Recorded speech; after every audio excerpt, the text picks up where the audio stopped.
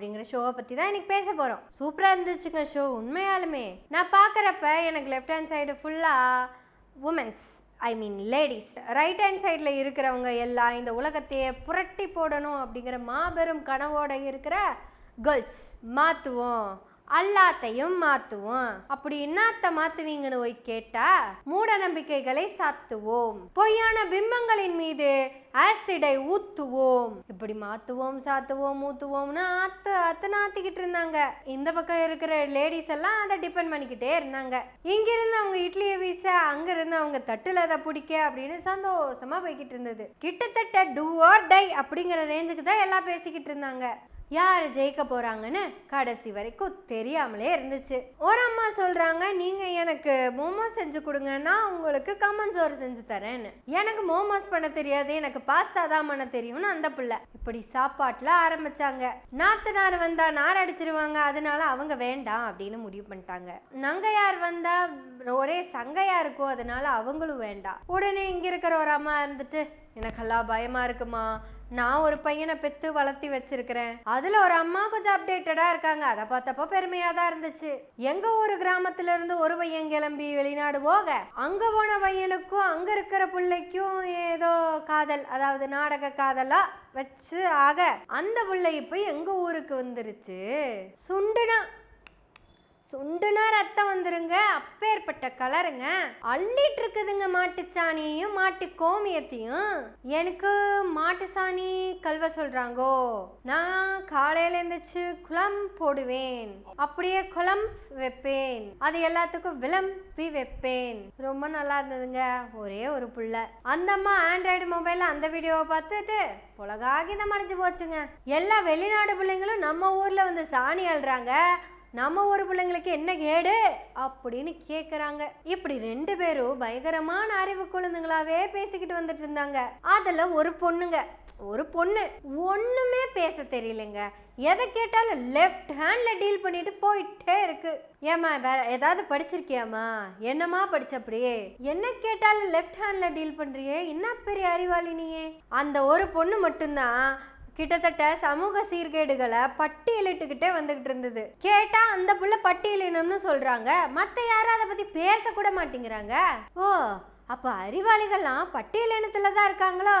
அப்ப நம்ம எல்லாம் பட்டியல் இனத்துக்கே சேர்ந்துடலாம். நம்ம எப்பவுமே ஒரு நல்லதை பார்த்து தானே அங்க ஈர்த்து போகணும்.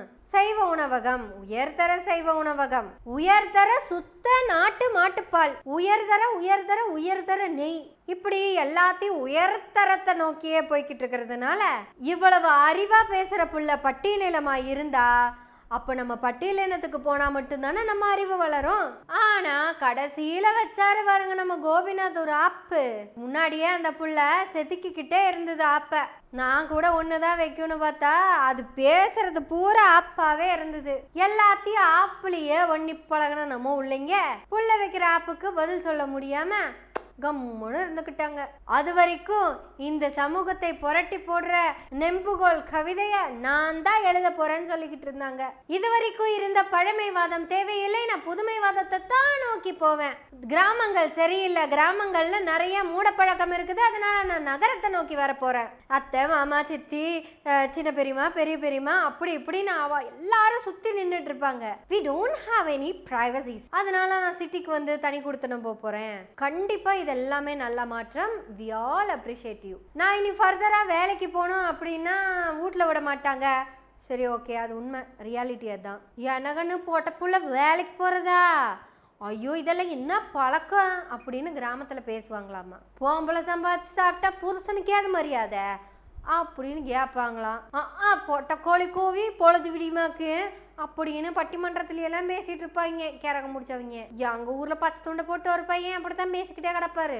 இதை எல்லாத்தையும் மாத்தணும்னு நினைச்ச அங்க இருக்கிற எல்லா பெண்களுக்கும் மனமாற நாங்க வாழ்த்து சொல்லிக்கிறோம். இதுல இருந்து மாறணும்னு நினைச்ச அங்க இருக்கிற எல்லா தாய்மார்களையும் நாங்க மனமாற வாழ்த்துறோம். ஒரே ஒரு கேள்விதான், அதுவும் புன்னகையோட தான். நீங்க சொன்ன எல்லா மாற்றங்களும் உங்க கண்ணு முன்னாடியே இருக்குது, மாத்திரலாம், ஈஸியா மாத்திரலாம். நாத்தனாரு, மாமனாரு, பெரியப்பா, பெரியம்மா, சித்தி, மாமா, சித்தப்பா, குழந்தையா, நாத்தனார், இப்படி எல்லாத்தையும் கண்ணு முன்னாடியே இருக்கிறனால மாற்றிக்கலாம். அப்புறம் வீடு வாசல் தோட்டம் துறவு இது எல்லாமே கண்ணு முன்னாடி பார்க்குறோம், மாற்றிக்கலாம். அப்புறம் நான் படிப்பேன், வேலைக்கு போவேன், சம்பாதிப்பேன், என் காலில் தான் நான் நிற்பேன். இது எல்லாம் நம்ம பார்க்கலாம், மாற்றலாம். ஏன் எனக்கு பிடிச்ச சேனலை தான் பார்ப்பேன்னு ரிமோட்டை வச்சு கூட சுயமாக மாற்றிக்கலாம், ஒன்றும் தப்பில்லை. இப்படி நீங்கள் பார்க்குறதையெல்லாம் நான் மாற்றணும்னு நினச்சிங்கல்ல, அது எல்லாம் நீங்கள் மாற்றணும்னு நினைக்கலனாலும் இங்கே மாறிக்கிட்டே தான் வந்துட்டுருக்கு. 100 வருஷத்துக்கு முன்னாடி யோசிச்சு பாருங்க, ஒருத்த முறையாக பஸ்ஸில் போகிறான். நான் சொன்னால் உங்களுக்கு புரியாது. எரியும் பனிக்காடுன்னு ஒரு புக்கு, அதில் கருப்பங்கிற கேரக்டரு முறையாக பஸ்ஸில் போகும்போது எப்படி இருந்துச்சுங்கிறத அப்படியே சிலாகிச்சு சொல்லியிருப்பாரு எழுத்தாளர். 100 வருஷத்துக்கு முன்னாடி பஸ்ஸில் போகிறதே மிகப்பெரிய விஷயமா பார்க்கப்பட்டிருக்கு. இன்னைக்கு யோசிச்சு பாருங்க, நம்ம எல்லா பெண்களும் பேருந்தில் உரிமை பயணம் போய்கிட்டு இருக்கிறோம். அது என் பஸ்ஸு, நான் ஏறி உட்காருவேன், எங்கே வேணாலும் நான் வாட்டுக்கு போய்கிட்டு இருப்பேன். இந்த உரிமை பயணம் கொடுத்தது முத்துவேல் கருணாநிதி ஸ்டாலின். இன்னைக்கு யாராவது பேசுகிறோமா, யோனுங்க பஸ்ஸில் போகிறனுங்க எப்படி இருந்துச்சு தெரியுமா அப்படின்னு பேசி நம்ம யாராவது கேள்விப்பட்டிருக்கோமா? ஐயோ முதல்ல நம்ம ஏரோப்ளைனில் போகிறனுங்க, அப்படியே படிக்கட்டு ஏறும்போது அப்படியே சுளுத்து போச்சுங்க. ஆடா போய் உட்காந்தோம்னா முன்னாடியே மெழுகுச்சலை மாதிரி ஒரு பொண்ணு வந்து நிற்குதே, முழங்கால் வலிக்கு இந்த ட்ரெஸ்ஸு போட்டிருந்துச்சு. ஐயோ அந்த அம்முனியை பார்க்க அம்புட்டு அழகா இருந்துச்சு. நான் அந்த அம்முனி என் பக்கத்தில் வந்துட்டு பெல்ட்டை போடுங்கன்னு சொல்லிச்சு. ஐயோ கண்ணு என்கிட்ட பெல்ட் இல்லை, பாவாடை நாடா தான் இருக்குதுன்னு சொல்லிட்டேன். இல்லைங்க அப்படி இல்லைங்கன்னு அந்த பெல்ட் எடுத்து போட்டு கொடுத்ததுங்களா. ஐயோ அம்புட்டு அழகு இங்கிலீஷ் பிள்ளைங்க மாதிரியே பேசுது. நான் என்ன சாதின்னு கூட அந்த பிள்ளை வந்து கேட்கல, நேராக என்கிட்ட முட்டாயை கொண்டு வந்து கொடுத்துச்சு. நானும் திருப்பி என்ன ஜாதி இது அப்படின்லாம் கேட்கலிங்க, புள்ள அம்புட்டு அழகா இருந்துச்சா ஒன்றும் கேட்க தோணலைங்க. எஸ் கோபிநாத் இந்த இடத்துக்கு வந்து நின்னாருங்க. லெஃப்ட் ஹேண்ட்ல டீல் பண்ணி பட்டியல் போட்டுக்கிட்டே இருந்தது இல்லைங்க நம்ம பட்டியல் இனத்து அறிவாளி பெண்ணு. அந்த பொண்ணை நீங்க யார் வீட்டுக்கு கல்யாணம் பண்ணி கூப்பிட்டுக்கிறீங்கன்னு கேட்டாங்க. அந்த பாப்பா எந்த கேஸ்ட் என்ன ஏதுன்னு கேட்கல. இப்ப அவ ஓகேன்னா நான் இந்த நிமிஷம் என் பையனுக்கு கல்யாணம் பண்ணி கூட்டிட்டு போறேன். சரி நான் ஓப்பனா என்னோட கேஸ்ட் சொல்றேன் சார். நான் வந்து ஒரு எஸ்சி, ஓகேங்களா. காதல் திருமணம் அனுமதிக்கப்படுது. இப்போ எம்பிசி ஒரு பிசி ஒத்துக்குறாங்க, ஒரு எம்பிசி எஸ்சியை பண்ணுவாங்கன்னா ஒத்துக்க மாட்டாங்க. இப்போ அந்த பொண்ணு பட்டியலினத்தை சேர்ந்த ஒரு பெண்ணுன்னு சொல்றாங்க. இப்போ உங்களுக்கு ஓகேயா? Okay sir. இல்ல முதல்ல இந்த ஸ்பீடு இப்ப இல்லையேன்னு கேக்குறேன். வீட்டுக்காரர் கேட்கணும் சார். என்ன முதல்ல மட்டும் வீட்டுக்காரர் கேட்கல? சொல்லு தெரியல சார். தெரியல. முட்டாய் கொடுக்குற பிள்ளைகிட்ட சாதி கேட்கல, கார் ஓட்டுற பிள்ளைகிட்ட சாதி கேட்கல, வெளிநாட்டுல இருந்து வந்திருக்கிற அந்த வெள்ளக்கார புள்ள என்ன சாதி சொன்னு கூட யாரும் கேட்கல. யாருமே ஒத்த வார்த்தை திருப்பி பேசல. ஒரே ஒரு அம்மா மட்டும் கொஞ்சம் அவசரப்பட்டு பேசிச்சா என்னன்னு தெரியல, மாட்டிக்கிச்சு. கஷ்டம்தாங்க, இருந்தாலும் ஏத்துக்க நாங்க பழகிக்கிறோம். சரி அது ஒரு வகையில கரெக்டு தான், அது கலை யதார்த்தம், அவங்க அப்படியே பழக்கப்பட்டு வந்தவங்க அப்படி சொல்லி நம்ம ஏத்துக்கலாம். அதுல இருந்து ஒரு அம்மா மனசே இல்லாமலும் சரின்னு சொன்னாங்க.